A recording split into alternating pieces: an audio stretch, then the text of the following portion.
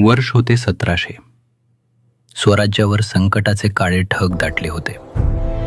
छत्रपती शिवरायांच्या निधनाला 20 वर्ष उलटली होती, तर धर्मवीर संभाजी महाराजांच्या बलिदानाला 11 वर्षे. स्वराज्याची राजधानी रायगड सुद्धा शत्रूच्या ताब्यात गेला होता. आणि नियतीचा खेळ पहा, मार्च 1700 मध्ये छत्रपती राजाराम महाराजांचेही अकाली निधन झाले. छत्रपतींच्या 2 पिढ्या काळाच्या पडद्याआड गेल्या. वारसदार शाहू महाराज मुघलांच्या कैदेत होते. औरंगजेबाला वाटले, आता हीच ती वेळ स्वराज्य मुळासकट उखरून टाकण्याची. पण औरंगजेबाच्या त्या मगरुरीला चोख प्रत्युत्तर द्यायला एक रणरागिणी उभी ठाकली, महाराणी ताराबाई. अवघ्या 24व्या वर्षी वैधव्याचे दुःख पचवून महाराणी ताराबाई स्वराज्यासाठी ढाल बनून उभ्या ठाकल्या.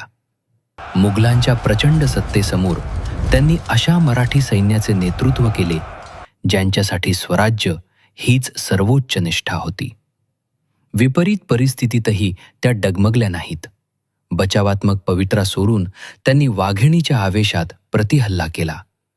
स्वतः समरांगणात उतरून सैन्याचे नेतृत्व करत त्यांनी मुघलांना पराभवाच्या गर्तेत लोटले आणि स्वराज्याच्या विजयाची गाथा पुन्हा एकदा सुवर्णाक्षरांनी लिहिली. त्यांच्या या पोलादी जिद्दीने केवळ स्वराज्याचे रक्षणच केले नाही, तर खुद्द औरंगजेबाचा अहंकारही ठेचून काढला. ज्या दख्खनला जिंकायचे स्वप्न त्याने पाहिले होते, त्याच मातीत त्याच्या अहंकाराची समाधी बांधली गेली. या जागतिक महिला दिनानिमित्त भारत वैभव सलाम करतो त्या तेजस्वी रणरागिणीला, ज्यांनी संकटांच्या काळोखातही स्वराज्य ज्योत बनून स्वराज्याचा दिवा कधीही विझू दिला नाही. जय हिंद.